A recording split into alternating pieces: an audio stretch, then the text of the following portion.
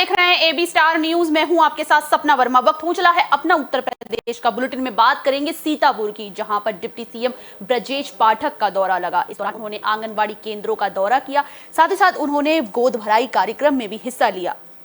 Mission 2024 को देखते हुए सीएम योगी की टीम पूरी तरह से एक्टिव मोड पर आ चुकी है। इसी के मद्देनजर यूपी के उप मुख्यमंत्री ब्रजेश पाठक ने सीतापुर का दौरा किया। डिप्टी सीएम ने तहसील सिधौली के आंगनवाड़ी केंद्र गढ़ी रावा में बाल विकास सेवा और पुष्टाहार विभाग की तरफ से अन्नप्राशन संस्कार एवं गोद भराई कार्यक्रम में 5 महिलाओं की गोद भराई की। पाठक ने 3 बच्चों का अन्नप्राशन कराकर उनको खीर खिलाई। इस दौरान डिप्टी सीएम पाठक शिक्षक की भूमिका में भी नजर आए। कक्षा में बच्चों के पास घुटनों पर बैठकर डिप्टी सीएम ने शिक्षण कार्य के बारे में जानकारी दी। इसके बाद पत्रकारों से बातचीत करते हुए उन्होंने कहा कि सीएम योगी आदित्यनाथ गरीबों के उत्थान के लिए निरंतर कार्य कर रहे हैं। सभी जरूरतमंदों को योजनाओं का लाभ मिल रहा है। उन्होंने दावा किया कि योगी सरकार के कार्यकाल में कानून व्यवस्था की स्थिति लगातार बेहतर हो रही है।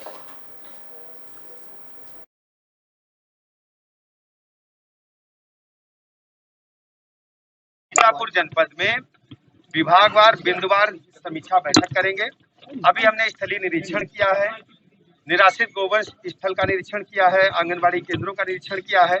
अभी हम खैराबाद के सीएससी हॉस्पिटल में हैं। उच्च कोटि की चिकित्सा व्यवस्था मिले।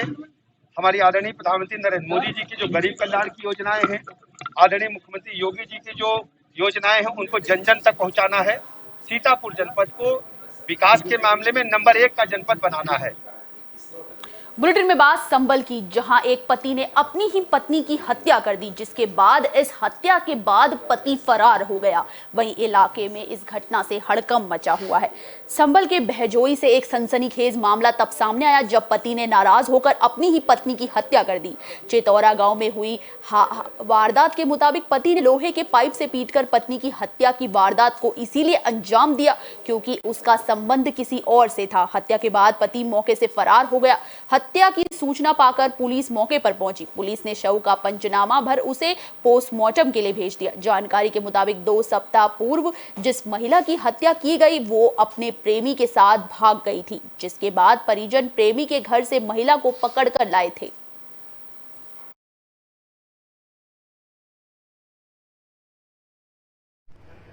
थाना बहजोई के अंतर्गत ग्राम चितौरा में आज सुबह जानकारी प्राप्त हुई कि एक व्यक्ति द्वारा लोहे की रॉड से अपने पत्नी के सिर पर वार किया गया, जिसके कारण उसकी पत्नी की मौके पर ही मृत्यु हो गई।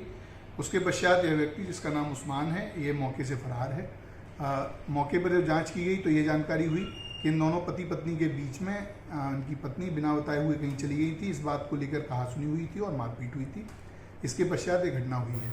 अभियुक्त की गिरफ्तारी के उचित प्रयास किए जा रहे हैं। उचित धाराओं में अभियोग पंजीकृत कर लिया गया है। बुलेटिन में बात सिद्धार्थनगर की, जहां आंगनवाड़ी कार्यकर्ताओं ने बैठक का आयोजन किया। इस बैठक की अध्यक्षता प्रदेश के महामंत्री ने की। डुमरियागंज के सिद्धार्थनगर ब्लॉक के आंगनवाड़ी कर्मचारी और सहायिका एसोसिएशन के तत्वाधान में एक बैठक का आयोजन किया गया। प्रदेश महामंत्री प्रभावती की अध्यक्षता में आयोजित बैठक में विभिन्न समस्याओं को लेकर चर्चा के साथ ही प्राथमिक विद्यालय के बच्चों की तरह आंगनवाड़ी के बच्चों को भी उसी तरह की सुविधा देने की मांग की गई। इस मौके पर महामंत्री प्रभावती ने कहा कि डुमरियागंज ब्लॉक क्षेत्र के सभी आंगनवाड़ी महिला कार्यकर्ता ने दर्जनों केंद्रों पर कोटेदारों की मनमानी के चलते साल 2021 और 22 में अब तक राशन उपलब्ध नहीं कराया गया, जिसका फिलहाल कोई समाधान नहीं किया गया है। महामंत्री ने कहा कि आंगनवाड़ी कर्मचारी एवं सहायिका को उनके जिन अधिकारों से वंचित किया गया उन्हें वापस दिया जाए। उन्होंने कहा कि खाद्यान्न उपलब्ध न होने के कारण बच्चे कुपोषित हो रहे हैं। उन्होंने मांग की कि सरकार जहां आंगनवाड़ी के बच्चों को प्री प्राइमरी से जोड़ रही है तो वहीं उन्हें भी प्राइमरी स्कूल के बच्चों की तरह ड्रेस, जूता, मोजा, स्वेटर मुहैया कराई जाए। वहीं आंगनवाड़ी से जुड़ी महिलाओं ने आरोप लगाया कि बाल विकास परियोजना अधिकारी महिला कार्यकर्ताओं से वसूली भी करते हैं, जिस पर रोक लगाई जाए।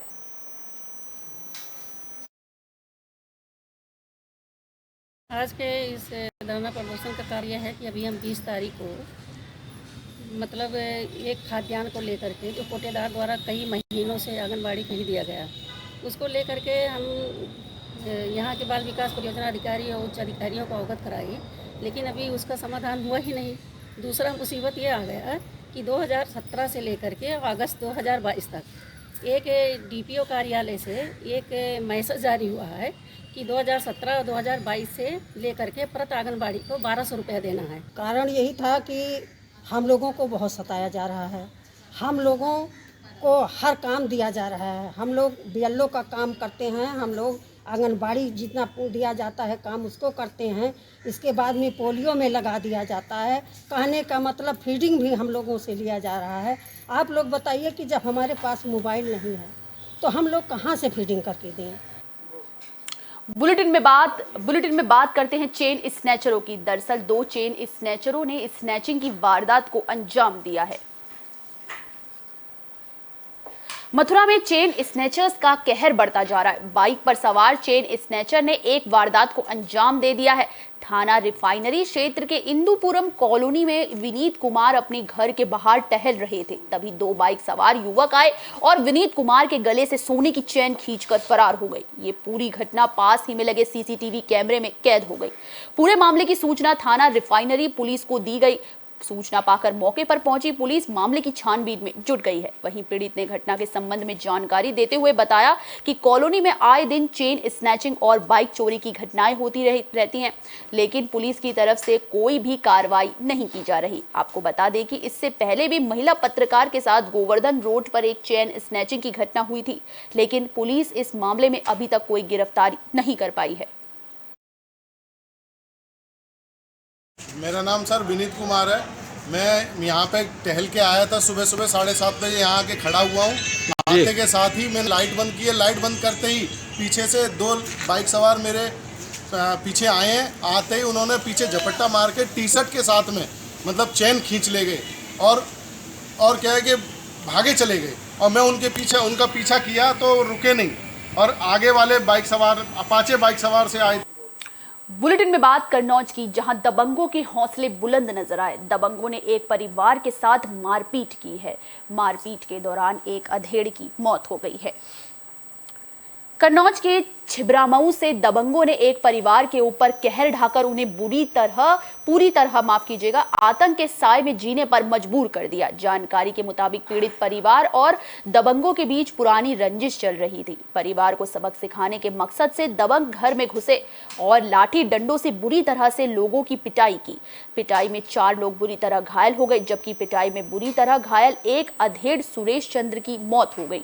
चारों घायलों को जिला अस्पताल में भर्ती कराया गया, लेकिन 2 घायलों की हालत चिंताजनक होने के चलते उन्हें मेडिकल कॉलेज रेफर कर दिया गया। छिबरामऊ के बरुआ सबलपुर निवासी सुरेश चंद्र की मौत के लिए जिम्मेदार बताए जा रहे पूसे, लालू, दिनेश और मुकेश की गिरफ्तारी फिलहाल नहीं हो पाई है।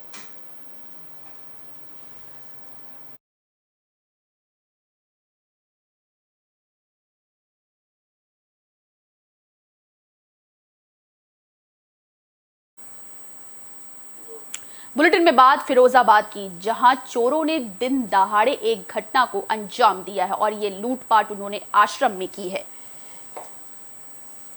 फिरोजाबाद में चोरों के हौसले इस कदर बुलंद हो गए कि अब वो आश्रम में घुसकर लाखों रुपए के सोने और चांदी के आभूषण समेत पीतल की मूर्तियां और घंटे की चोरी कर ले गए। पुलिस चोरों की तलाश कर रही है। थाना नारखी क्षेत्र के वजीरपुर कोटला रोड पर स्थित डूंगर वाले बाबा के आश्रम का ताला तोड़कर चोर लाखों रुपए के सोने, चांदी के आभूषण और पीतल की 2 मूर्तियां और कई घंटे चोरी करके ले गए। जानकारी होते ही मौके पर ग्रामीणों की भीड़ जमा हो गई और इस घटना की जानकारी पुलिस को दी। आश्रम परिवार के ही लोगों ने थाना नारखी में तहरीर दी है। तहरीर के आधार पर पुलिस मामले की जांच कर रही है।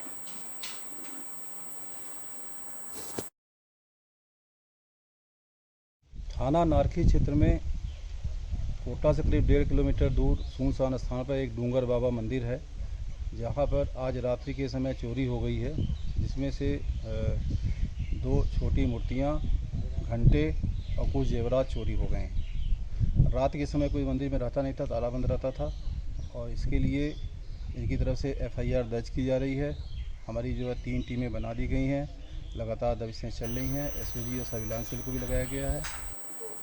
बुलेटिन में बात प्रयागराज की, जहां पर दबंग वेंडर्स के हौसले बुलंद नजर आए। ये लोग एक यात्री के साथ मारपीट करते दिखाई दिए। प्रयागराज के सिविल लाइन स्थित बस स्टैंड के गेट पर अवैध वेंडर्स का आतंक इन दिनों चर्चा में है। अवैध तरीके से काम करने वाले कुछ वेंडर्स ने मामूली बात पर एक यात्री को दौड़ा कर लात घूंसों से पिटाई की। यही नहीं, वेंडर्स ने यात्री को सड़क पर लेटा कर पीटा। सिविल लाइन पुलिस इस पूरे वारदात पर मूक दर्शक बनी रही। आपको बता दें कि सिविल लाइन बस स्टैंड के पास आए दिन वेंडर्स की दबंगई का वीडियो सामने आता है, लेकिन पुलिस इन दबंग वेंडर्स के खिलाफ कोई ठोस कार्रवाई नहीं करती है। आखिर क्यों? ये लाख टके का सवाल है।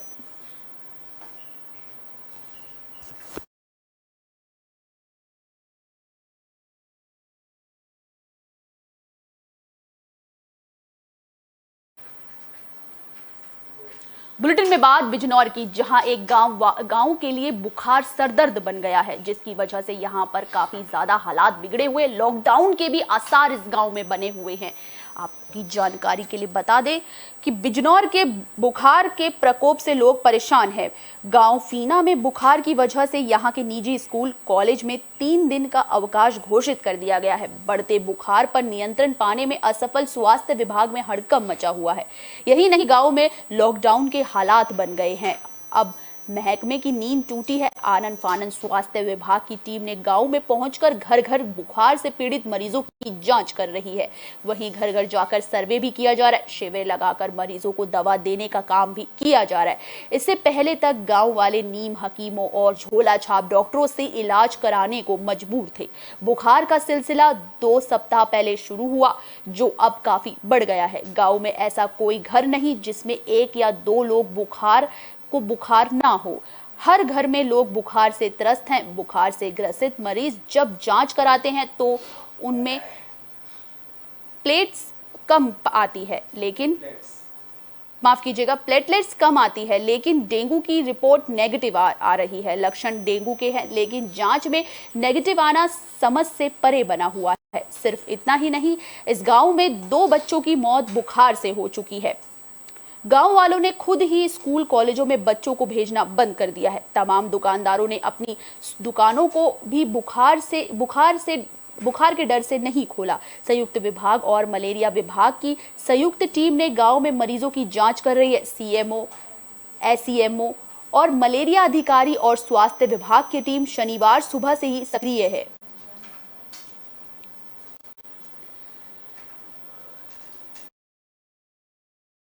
कम से कम 2 महीने होने तैयार है।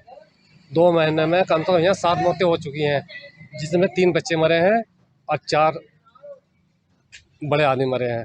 बुखार फैला हुआ है, इसलिए यहाँ पे हेल्थ कैंप लगाए हुए हैं। 171 मरीज कल देखे गए हैं। यहाँ पे तो जो संभव प्रयास हो सकते हैं उसी को किया जा सकता है। जैसे मलेरिया की जांच करना, ये छोटी मोटी जांच होती हैं, और दवाइयाँ देना उसके साथ में। डेंगू है ना, टाइफाइड, ये इस तरह की जाँच जो होती है, जो किट में अवेलेबल होती है। बुलेटिन में बात प्रयागराज की, जहां एसटीएफ को बड़ी कामयाबी हाथ लगी है। 50,000 रुपए के नकली नोटों के साथ पुलिस ने सप्लायर को गिरफ्तार किया है। प्रयागराज एसटीएफ एक बड़ी कामयाबी तब मिली जब एसटीएफ ने नकली नोट के सप्लायर गुड्डू भारतीय उर्फ संजय को थाना शाहगंज के लीडर रोड कूड़ा खाना के पास से गिरफ्तार कर लिया। उसके पास से 50,000 रुपए के नकली नोट बरामद किए गए। आरोपी प्रयागराज के कोंधियारा इलाके का है। पकड़ा गया गुड्डू नकली नोट की तस्करी करने वाले दीपक मंडल ग्रुप का सदस्य है। उसने पूछताछ में बताया कि इससे पहले वो 50,000 के नकली नोट लाकर मार्केट में सप्लाई कर चुका है। Deputy SP STF Navendra Singh और उनकी टीम के वेद प्रकाश पांडे, अजय सिंह यादव, रोहित सिंह, पुनीत पांडे, अजय कुमार ने सटीक सूचना पर लीडर रोड पर कूड़ा खाना के पास थाना शाहगंज से जाल बिछाकर 50,000 के नकली नोट लेकर जा रहे गुड्डू भारतीय उर्फ संजय को दबोच लिया। आरोपी ने पूछताछ कर बताया कि 24 जून साल 2022 को इससे पहले भी वो 50,000 के नकली नोट न्यू फरक्का पश्चिम बंगाल के दीपक मंडल से लेकर आया था। उसने 25,000 रुपए के देकर 50,000 के नकली नोट लाए थे। उसने बताया कि इन नकली नोट 2000 के नोटों को कृषि संबंधित सामान खरीदकर खपा दिए थे।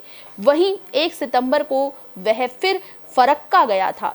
वहां से दीपक मंडल ने 25,000 के असली नोट लेकर 50,000 के नकली नोट, जिसमें 500 रुपए के नोट मिले थे, उसे लेकर चंबल एक्सप्रेस से प्रयागराज आया था। तभी एसटीएफ ने उसे दबोच लिया। Deputy SP STF Navendra Singh ने बताया कि गिरफ्तार संजय से पूछताछ चल रही है।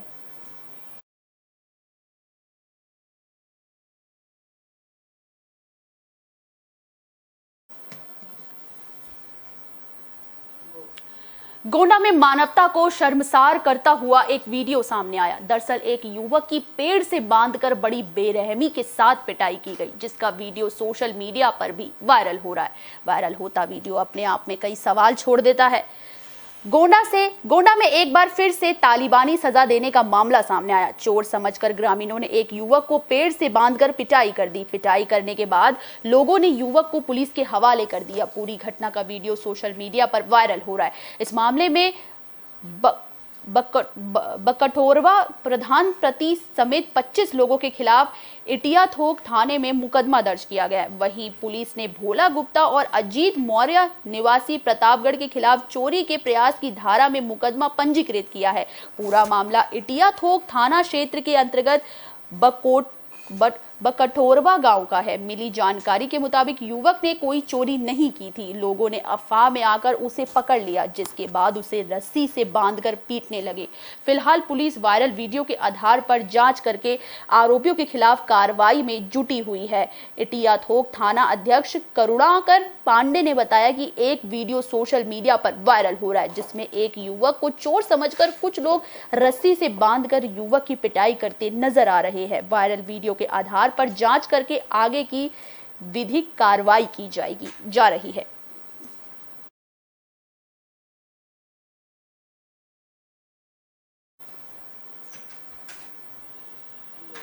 अपना उत्तर प्रदेश में फिलहाल के लिए बस इतना ही। मुझे दीजिए इजाजत। देश और दुनिया से जुड़ी तमाम खबरों के लिए देखते रहिए AB स्टार न्यूज़। नमस्कार।